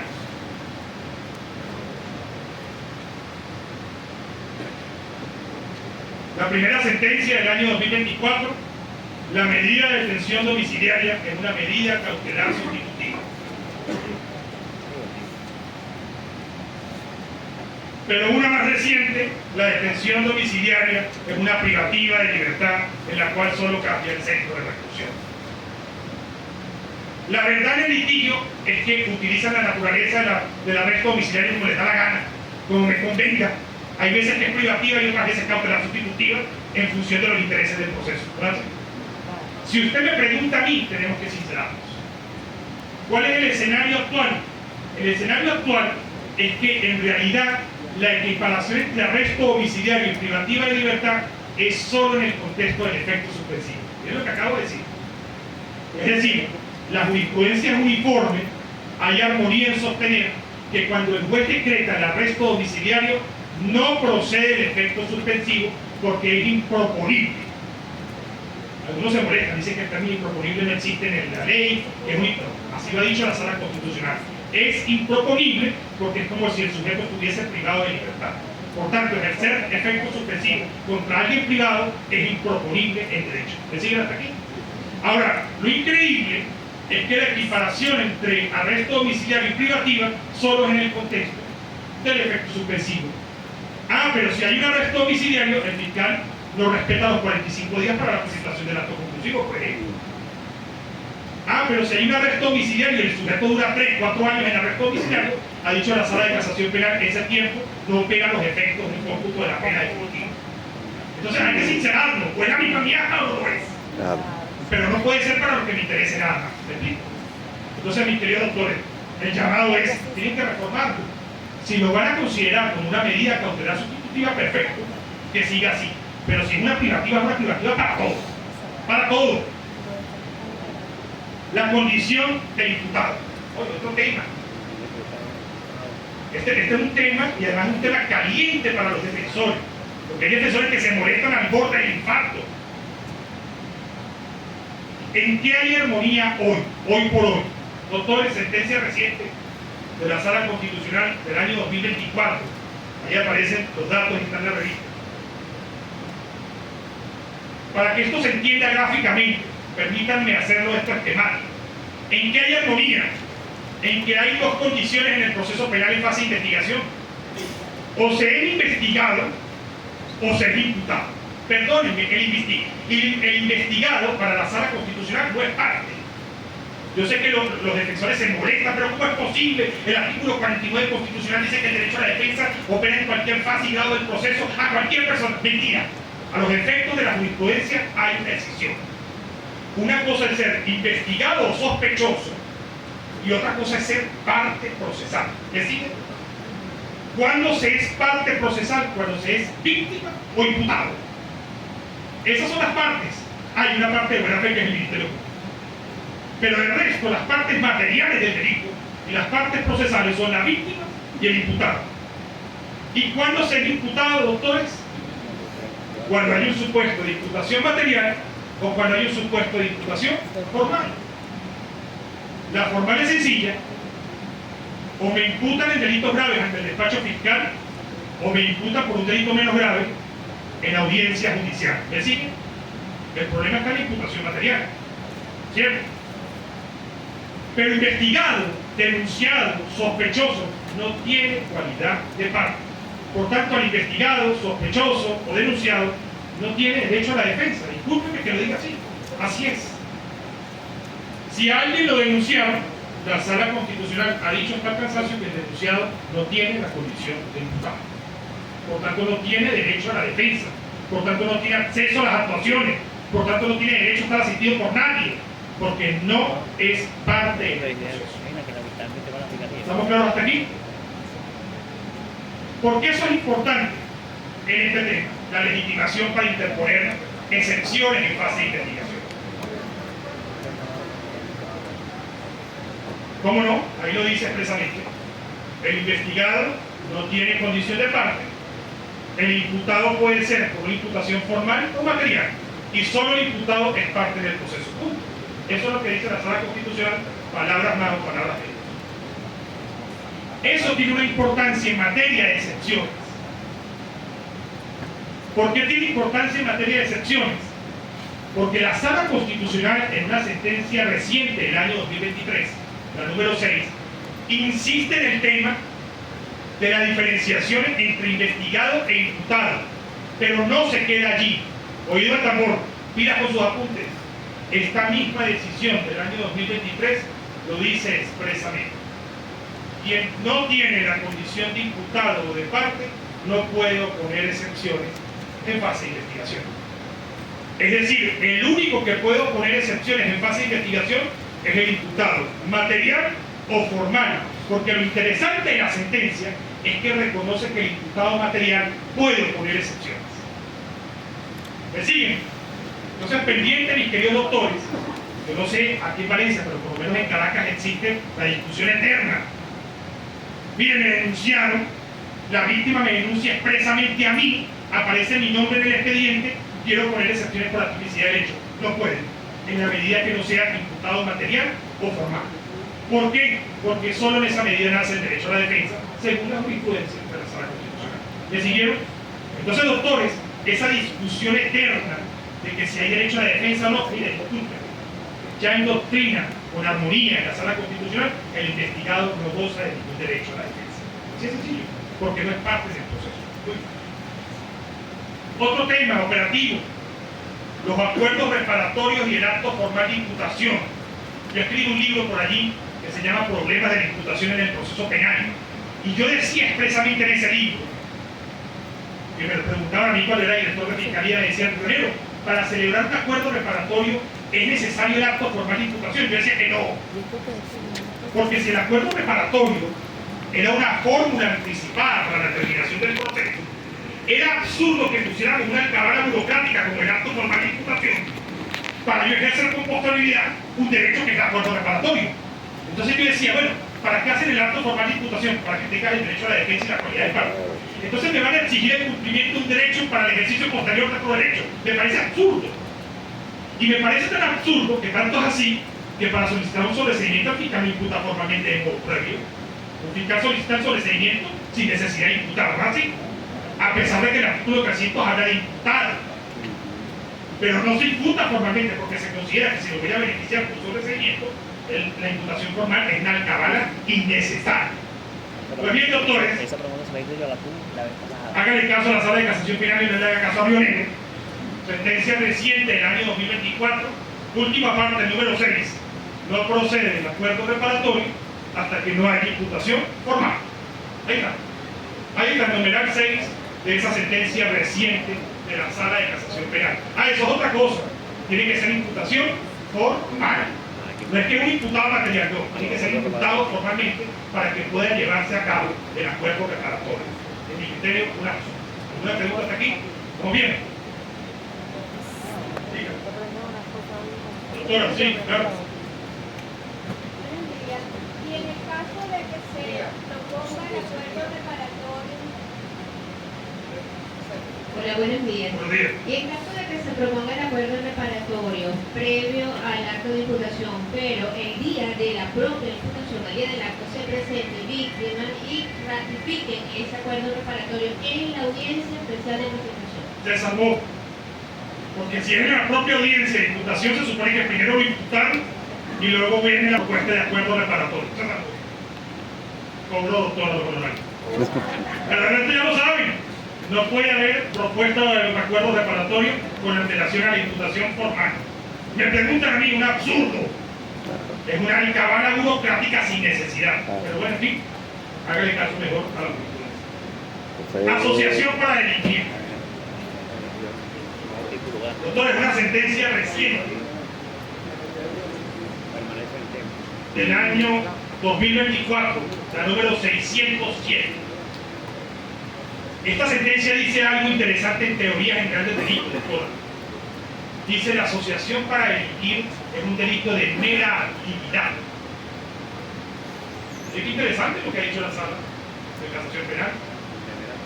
¿Saben qué es un delito de mera actividad? Mario. O todos a la vez. El doctor me dice: hay una diferencia entre un delito de mera actividad y un delito de resultado material. ¿Cuál es el delito de resultado material por excelencia? El homicidio. Una cosa es la acción de matar, apuntar con el arma, y otra cosa es el resultado cadáver. ¿No es así? Hay una separación entre la acción del autor y el resultado que se tiene que verificar en el mundo real. ¿Me siguen? En la asociación para delinquir no es así. La asociación para delinquir es un delito no de resultado material, sino de mera actividad. ¿Y qué significa eso? Según la jurisprudencia y según los manuales. Significa que se consuma con el simple hecho de la asociación. La sola realización de la conducta típica consuma el delito. No hay separación tempoespacial entre la conducta y un resultado, sino que la sola conducta consuma el delito. ¿Me siguieron? ¿Se entendió? Y ustedes dirán: esa pendejada que dijo Rivero, ¿para qué sirve? Oído al tambor, otro regalo que les voy a dar. Solo los delitos de mera actividad admiten tentativa. Los únicos delitos que admiten frustración son los de resultado material. Por tanto, usted nunca puede ver una asociación para delinquir en grado de frustración. Nunca. Nunca. Nunca puede ver una privación ilegítima de libertad en grado de frustración. Esos delitos o son tentados o son consumados. Nunca frustrados. Por tanto, un regalo que le dejó el día de hoy. Solo los delitos de mera actividad admiten tentativa. Los delitos de resultado material admiten tentativa y frustración. ¿Se entendió? Por tanto, ejemplos de delitos de resultado material: homicidio, lesiones, daños a la propiedad, estafa. Esos son delitos de resultado material que admiten tentativa, frustración y consumación. Reonero, ¿para qué sirve esto? Pendiente, me tocó a mí un caso en Caracas. Me imputaron una tentativa de asociación para delinquir. En teoría está bien, porque la asociación para delinquir es un delito de mera actividad y admite tentativa. Pero mucho cuidado, porque los libros modernos sostienen que la asociación para delinquir son delitos de peligro abstracto. Y como suponen un adelantamiento en la intromisión del derecho penal, por Estado de Derecho no deberían admitir tentativa. Yo sé que usted le dice eso a un juez: voy por hoy a delinquir, ahí agarre su tentativa, pero se lo tengo que decir por amor al estudio, por amor a la teoría general del delito y por amor al derecho penal general. Así que pendientes con esta sentencia. Pero más allá de esa disquisición dogmática o teórica, ese apéndice, quería hablar de esta sentencia reciente, también del año 2025. Sala Constitucional dijo algo que parece una verdad de perogrullo. Dice: mal puede el juez calificar el agavillamiento cuando se está en presencia de un proceso en el cual solo existe una persona. ¿Por qué? Porque el Código Penal dice que hay agavillamiento cuando hay dos o más personas, ¿cierto? Y cuando hay asociación para delinquir, tres o más personas, ¿cierto? ¿Por qué la jurisprudencia dice eso? ¿No les llama la atención? Pareciera una perogrullada que solo hay agavillamiento cuando hay dos o más personas. Pero por alguna razón la sala lo está diciendo. Entonces, doctores, opinión personal, se los digo a beneficio de inventario, se tiene que acabar la práctica según la cual agarran a una persona, lo presentan y el fiscal dice: también imputa asociación para delinquir o agavillamiento porque ese delito no lo pudo cometer solo. Y en los 45 días vamos a investigar quién más estuvo involucrado. Perdón. Eso de que vamos a investigar no sirve a los efectos de una imputación. Imputar agavillamiento o asociación para delinquir cuando todavía no se tiene determinado si habían 2 o 3 o más personas involucradas en el hecho es un abuso y una violación del Estado de Derecho. Se tiene que acabar esa práctica. Era como cuando yo recuerdo hace unos años el fiscal decía, yo estaba en fiscalía y me preguntaban, Leonero, pasó esto. Ajá, ¿y qué quieres hacer? Le voy a imputar todo lo eventual y en los 45 días se lo cambiamos a culposo. Coño, no. Si es dolo eventual, es dolo eventual para sostenerlo durante los 45 días y más. Se tiene que acabar el relajo del derecho penal. Jugamos con la libertad de las personas porque no sabemos qué carajo te pueden hacer. Se tiene que acabar el relajo del derecho penal. Recuérdenlo, nosotros estamos llamados a eso. Para eso estudiamos. Y se tiene que acabar también ese pensamiento tan derrotista. ¿Para qué carajo estudiamos para los tribunales? Es una vaina completamente distinta. No hay que estudiar, porque nosotros somos el plus. Somos el plus. ¿Ah?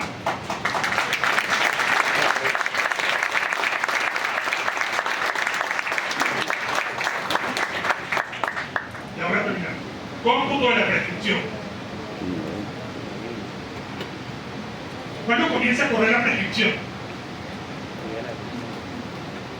Cualquiera, dígame doctor, cuando se comete el delito, ¿quién da más? ¿Cuándo comienza a correr la prescripción? Depende. Si es ordinaria o extraordinaria, también llamada judicial. La ordinaria comienza a correr desde el momento en que se comete el delito. Si a Leonero lo estafan hoy y yo me tardo 3 años y un día en colocar la denuncia, prescribió. ¿Por qué prescribió Leonero? Porque el artículo 108 dice que la pena de la estafa prescribe a los 3 años. ¿Me siguen? Por tanto, la prescripción ordinaria se comienza a contar desde el día de la comisión del delito. Muy bien. El problema no está allí. El problema está en la prescripción extraordinaria oficial. Porque no hay uniformidad en la jurisprudencia. Desde hace 20 años la jurisprudencia va y viene. Esta sentencia reciente, a pesar de que no toca el tema con profusión, dice expresamente que el juez tiene que motivar, tiene que explicar por qué se está contando el cómputo de la prescripción desde el momento en que la víctima interpuso una denuncia. Fíjense que aquí se dijo que el delito estaba prescrito y el juez de instancia, el juez de control, tomó como base de cálculo la fecha en la cual se interpuso la denuncia. Entonces yo he querido traer a colación esta sentencia para hablar de la prescripción extraordinaria o judicial. Oído al tambor, doctores. Por criterio vinculante de la Sala Constitucional, la prescripción judicial comienza a contarse en Venezuela desde que hay imputado formal. Lo voy a repetir para que no lo olviden. Criterio vinculante, sostenido desde el año 2011 para acá. En Venezuela la prescripción judicial comienza a correr desde que hay imputado formal. Leonero, ¿cómo es eso? Y todo el tiempo anterior en el cual el caso no estuvo judicializado, no corre la prescripción judicial. Eso es un golpe para nosotros los defensores, sobre todo para los defensores privados, porque desde el año 2005 se había dicho que la prescripción judicial comenzaba a correr desde que había proceso. Entiéndase, desde que había orden de inicio de la investigación. Cambió el criterio en el año 2011, ya lo saben, desde que hay imputado formal. Y en materia de delitos atroces, es decir, delitos sexuales contra niños, niñas y adolescentes, la prescripción comienza a correr ¿desde cuándo? Desde que el niño o el adolescente adquiere la mayoría de edad. Pendientes, doctores, porque ambos criterios son un golpe férreo, represivo, contra nosotros los defensores privados. Así que, es complicado, ya lo saben. Acusaciones temporáneas. Yo pensé que este era un cáncer extirpado en el año 2005. ¿Por qué se lo digo? Porque había un criterio ya sostenido, sobre todo en el año 2009, si la memoria no me falla, que decía que cuando hay una acusación extemporánea de la Fiscalía, la presentación tardía de la acusación es nula. Y lo que procede es un archivo judicial. ¿Me sigue? ¿Se entendió? O sea, nos habían dicho, la jurisprudencia lo había sostenido hasta el cansancio, que si había presentación tardía de la acusación era nula, procedía un archivo judicial y lo que allí había que hacer era que el fiscal pidiera la reapertura del caso al Tribunal de Control, argumentando que había surgido un nuevo electo de comisión. ¿Le siguieron? Bueno, doctores, por alguna razón resucitan el tema de las acusaciones extemporáneas, y en esta sentencia reciente de la Sala Constitucional dice algo que es lamentable también. Dice: si el fiscal presentó la acusación de manera tardía, ese instituto no está en la ley. Por tanto, no se puede decretar la inadmisibilidad de la acusación, hay que darle curso, porque el archivo judicial solo procede cuando hay omisión fiscal. Si hay una presentación tardía, no hay omisión. Por tanto, hay que darle curso a la acusación. Perdón. Si en el proceso penal ha dicho la Sala Constitucional que los regimos por lapsos preclusivos, tantos así que no nos permiten promover pruebas en fase intermedia porque se acabó en fase de investigación, ¿cómo dirían que nos van a decir ahorita aquí que el fiscal no tiene un lapso preclusivo para intentar la acusación? Me disculpan, si pasó el tiempo y no presentó la acusación, hay omisión fiscal, independientemente de que más tarde presente la acusación. Ahí lo que procede es un archivo judicial. Pero bueno, han cambiado la doctrina, no es una sentencia inédita, es una repetición de lo que ya habían dicho en materia de violencia contra la mujer en el año 2023, en esa decisión también reciente de la Sala Constitucional. Así que pendientes, mis queridos doctores. Dígame. ¿Cómo no?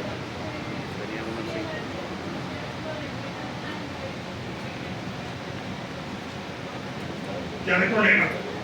El problema no es ese, el problema son aquellas causas en las cuales el fiscal no se pronunció, no emite el acto conclusivo y nadie se da cuenta, doctora, porque el juez no se va a pronunciar de oficio. La víctima está desentendida, capaz. En el país de Blancanieves, por supuesto, en nuestro litigio, eso es imposible que ocurra. Entonces, ¿qué ocurre, doctora? Si el fiscal no presentó el acto conclusivo y nadie se dio cuenta, todavía el fiscal tiene el comodín de que mientras nadie se dé cuenta, él puede presentar una acusación tardía. Ya saben, criterio de la Sala Constitucional. Todo lo eventual. Aplica todo de esto. Todo lo eventual. La lámina anterior, ¿cuál? Esta. Ya lo saben, una reiteración de ese criterio. Esto aplicaba sobre todo en materia de violencia contra la mujer.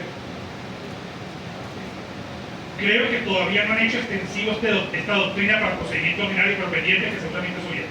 Por todo eventual. Doctores, ¿qué es el dolo? ¿Qué es el dolo? Entonces, claro, cuando yo hago esa pregunta, a mí me da rabia el grado cuando un alumno me dice, el dolo es intención. Oye, el dolo no es intención. El dolo no es intención, perdone. Es más, les voy a decir, el dolo ni siquiera es un concepto natural. El dolo es un concepto inventado por la norma. El dolo es un invento. Es un concepto normativo. Lo inventó el legislador. Por tanto, doctores, si a usted le preguntan qué es dolo, usted tiene que responder: dolo es igual a conocimiento y voluntad. Eso es dolo. Conocimiento y voluntad, ¿cómo es eso, Leonel? Conocer lo que estoy haciendo, representarme lo que estoy haciendo y querer. Por tanto, la voluntad sí es sinónimo de intención, porque voluntad es querer. Por tanto, para que haya dolo, debo conocer y querer. Vamos bien hasta aquí, ¿verdad? Si yo quiero matar al caraquista, me represento lo que voy a hacer y quiero matar al caraquista. Si disparo, lo maté con dolo. ¿Me siguen hasta aquí? Pero hay una figura que es el dolo eventual. ¿Y por qué se complica la cosa? Porque esa definición tan bonita de conocer más querer, en realidad no sirve para un carajo. ¿Cómo es eso? Sencillo. No hay manera de probar cuando alguien quiere algo. No hay manera. O sea, la única manera del sujeto que está manejando a 140 kilómetros por hora es que exista una cámara en el carro y el sujeto diga: yo no quiero matar a nadie, pero si se me cruza un carajito, no me importa, me voy a llevar por delante porque yo quiero probar mi carro Ferrari, quiero probar. Es la única manera de probarlo. Mientras no exista la cámara dentro del carro, No hay manera de probar la voluntad. No hay. Esa es la gran crisis del concepto psicológico de dolo. Cuando dicen que el dolo es representación y querer, lo cierto es que no se puede probar el querer. Por eso es que las teorías psicológicas están en crisis y hoy por hoy los genios del derecho penal, Rorschach, que en paz descanse, Jacobs, Carcionería, Silva Sánchez, Muñoz Conde, en fin, los genios del derecho penal han dicho hay que recurrir a algo distinto a la teoría psicológica. Y por eso es que hoy por hoy se dicen, doctores, un regalito que les voy a dar, otro adicional, hoy por hoy se dice, el dolo no se tiene que probar, el dolo tiene que imputarse. Es que interesante, el fiscal no tiene que probar el dolo, lo que tiene que hacer el fiscal es imputar el dolo. En fin, no los quiero marear mucho con esto. ¿Por qué les estoy comentando esta vaina? Porque sale una sentencia reciente de la Sala Constitucional en el año 2024 que, a pesar de que no toca el tema propiamente, habla de manera expresa de un homicidio en grado de frustración a título de dolo eventual. Medio cartón. O sea, voy a explicar esto. No se produjo el resultado. No hubo muerto, no hubo lesionado, y el sujeto está preso por un homicidio frustrado, no con dolo directo, sino con dolo eventual.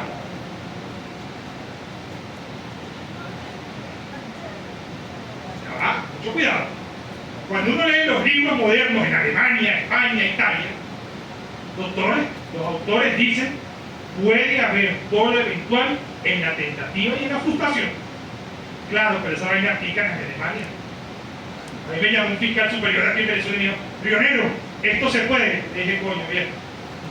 ¿Quieres la respuesta académica o litigiosa? Académica sí se puede, pero litigiosa, coño, no lo hagas. Porque vamos a empezar a ver a los policías parándonos por manejar a 120 kilómetros por hora y presentándonos por homicidios frustrados de un niño que nunca matamos a título de dolo eventual por manejar a 120 kilómetros por hora. El gran peligro, mis queridos amigos, de esta figura no es que no se puede, claro que sí. El dolo eventual es dolo, y si la tentativa y la frustración es admitida en el dolo directo, también tiene que ser admitida en las otras dos categorías de dolo, es decir, dolo de consecuencia necesaria y dolo eventual.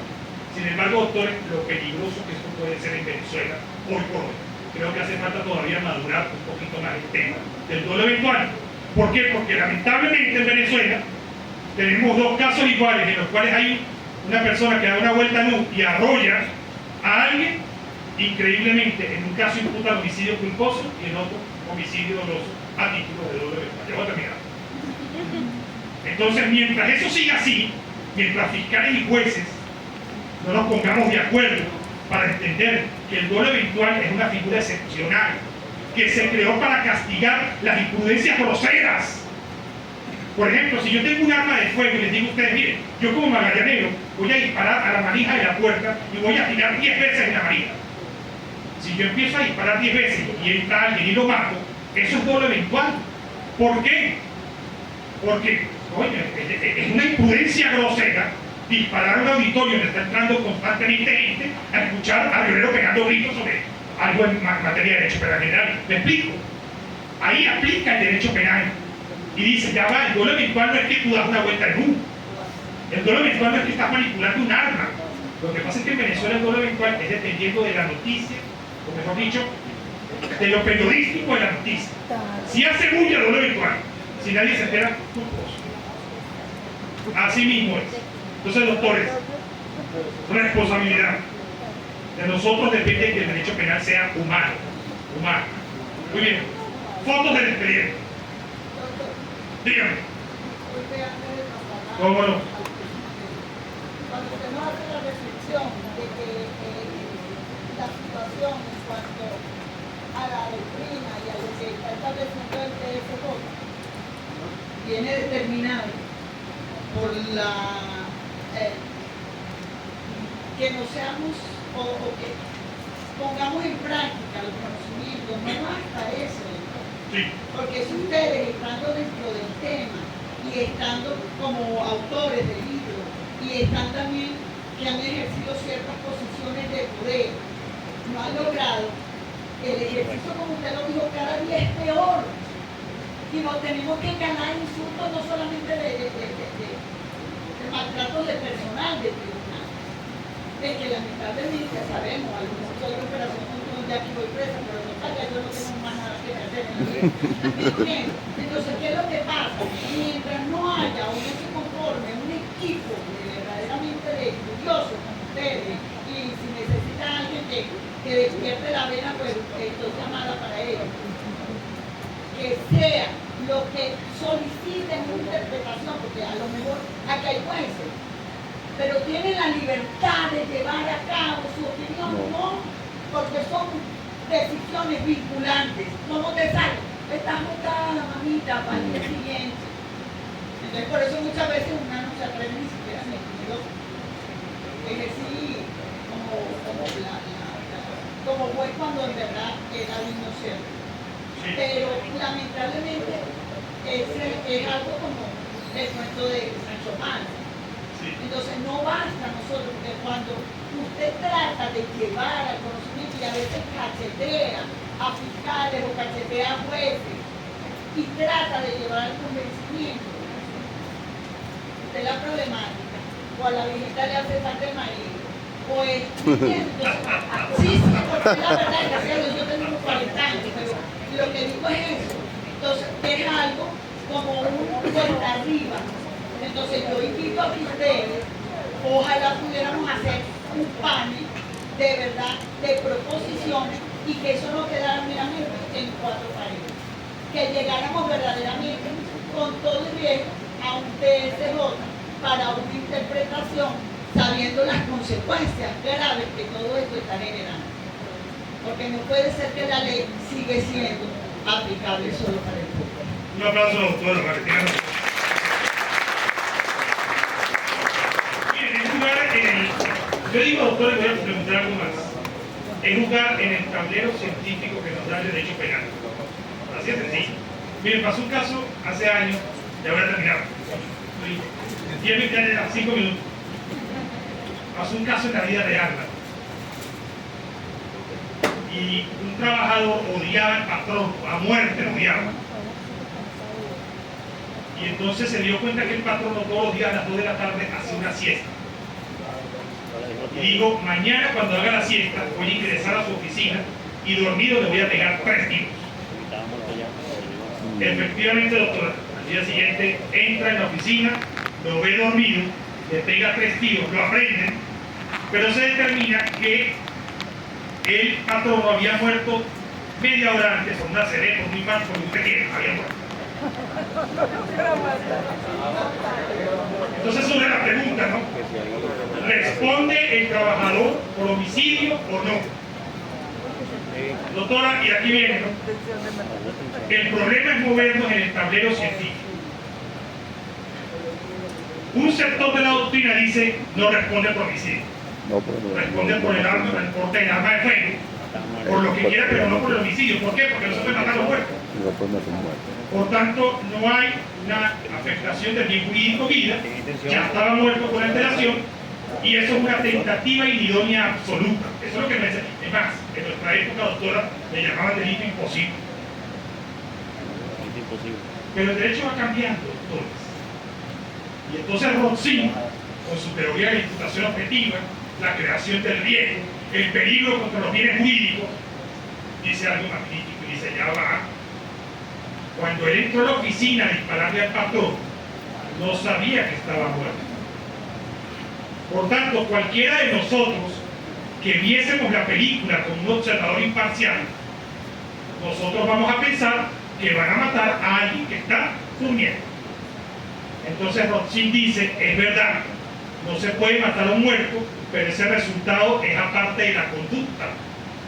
Por tanto, se realiza la conducta, se crea un riesgo, pero el resultado no es producto del riesgo. Es lo que dice Rotzin. En consecuencia, no es una tentativa inidónea absoluta, no es un delito imposible, sino que Rotzin dice que es una tentativa inidónea relativa. Por tanto, el trabajador responde a título de tentativa de homicidio, pero no por homicidio consumado. ¿Por qué pongo el ejemplo? Porque yo no sé si usted defiende el delito imposible o la tentativa idónea relativa, pero mientras usted me hable de una de esas dos hipótesis, yo la voy a respetar como penalista. Así de sencillo. Tenemos que estudiar.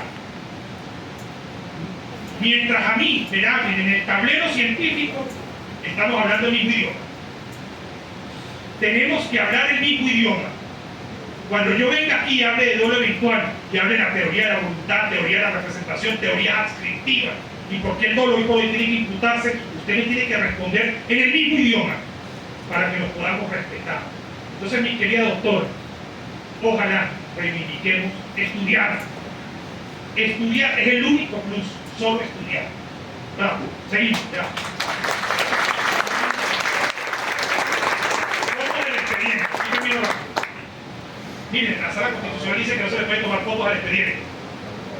No le tome fotos, doctor. Fotos del expediente. Tiene que haber autorización de un juez para tomar fotos del expediente. Oye, está muy primitivo, increíble, ¿verdad? Incluso para pedir copias tenemos que pedir autorización. Yo siempre me he preguntado eso. En Caracas, aquí no. En Caracas, les cuento la experiencia, uno pide fotos copias del expediente. Hágame la diligencia, doctor. Entonces, aquí tengo la diligencia. No, pero tengo 3 días para pronunciarme. ¿Y yo por qué? Bueno, porque tenemos que revisar si usted es parte. ¿Y para qué carajo me dice el expediente entonces para revisarlo? Si no saben si yo soy parte. ¿Cierto? Doctores, la verdad verdadera. Tienen que permitir el expediente. Lo único que tiene que revisar un secretario de un tribunal o un juez para darme el expediente es ver si soy parte. Porque en fase de investigación los terceros no tienen acceso al expediente. De resto, una vez que me dan el expediente, tengo derecho a tomarle fotos, sacarle copias sin autorización de nadie. Ya los procesos penales en otros países son digitales por completo. Esa tontería de que tiene que ser autorizado porque, perdónenme, cuando me dan una copia y me afuera de todas las copias todo el mundo. Y eso va a rodar sin ningún tipo de alcabales ni cortapisas. ¿Me explico? Entonces, hoy por hoy yo creo que estas posiciones siguen siendo muy, pero muy arcaicas. Oportunidad de la prueba anticipada. Doctores, la prueba anticipada está en el artículo 289 del Código Orgánico Procesal Penal. No voy a hablar de la prueba anticipada, solamente quiero decir algo rápido. ¿Cuándo procede la prueba anticipada en el proceso? Nos han dicho tal cansancio que procede en fase de investigación, pero eso no está en el código. O sea, yo puedo deducir eso como conclusión porque el artículo 289 está en la fase preparatoria del código, pero el código no dice que proceda solo en la fase preparatoria. ¿Me siguen? Sin embargo, sentencia reciente de la Sala de Casación Penal el 8 de noviembre de 2024, la número 559, dice que la prueba anticipada es exclusiva de la fase de investigación. Eso es un problema para nosotros los litigantes. ¿Por qué? Porque una sentencia un poquito más remota de 2023 de la Sala Constitucional dijo expresamente que la prueba anticipada se permite fase de investigación, fase intermedia, incluso antes de la audiencia criminal, e incluso en fase de juicio antes de la iniciación del debate. ¿Qué opino yo? Hoy, la prueba anticipada es excepcional. Y si el código no dijo que no se permitía en otras fases posteriores, nosotros no tenemos por qué poner esa limitación. Yo creo que este es el criterio que debería prevalecer siempre y cuando se den los supuestos de la prueba anticipada. Lo dejo hasta aquí. Y por último, aquí, delito, audiencia por delitos menos graves. Bueno, les voy a decir algo. Este procedimiento especial se convirtió en el cáncer del litigio. Yo les confieso, cada vez que llega una víctima y me dice, doctor, fui víctima de estafa, yo no, por todo lado. Yo nada más agarro delito menos grave sin imputado, porque el procedimiento para bien o para mal se convirtió en un beneficio para imputados. De lo contrario, si usted no tiene una víctima, va a estar en un círculo vicioso. Es más, es preferible que lo procesen a uno por homicidio, por secuestro, que por estafa. Ah, increíble. ¿Por qué lo digo? Sala de Casación Penal del año 2024. Inventaron esa audiencia de imputación en delitos menos graves y ahora le coartaron el poder al juez de control. La presentación no puede sobreseer. ¿Por qué?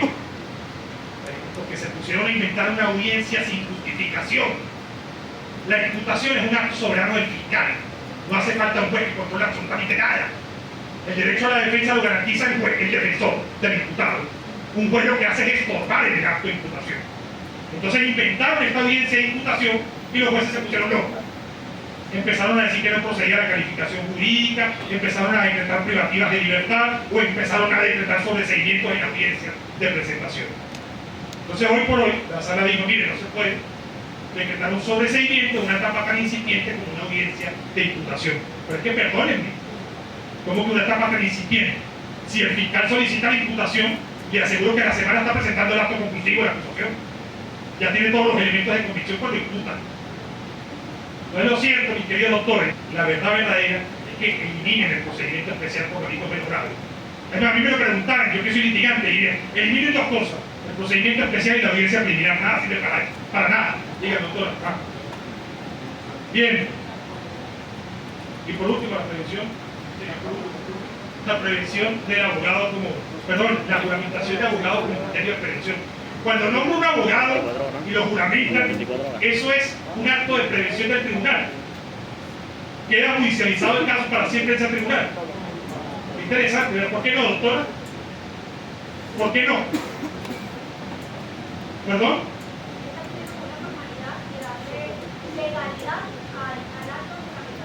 Pero ¿por qué eso no le da competencias al tribunal para el futuro? Claro, pero entonces, ¿de qué depende que se judicialice siempre el fiscal? Si el fiscal no pide un allanamiento o no pide imputaciones, no. Mira, qué interesante, ¿verdad? Bueno, pero la sala no dijo lo que usted dice. La sala dice que no es un criterio de prevención porque los particulares harían trampa y ya sabrían con antelación cuál es el tribunal que va a conocer del proceso futuro. Y no se supone que eso va a una orden de ley y todos los tribunales son imparciales. Y cuando se distribuye cae en un juez que nunca va a controlar una parte. Para la reflexión, ¿verdad? Dios me lo bendiga, estudien mucho, los quiero. Chao.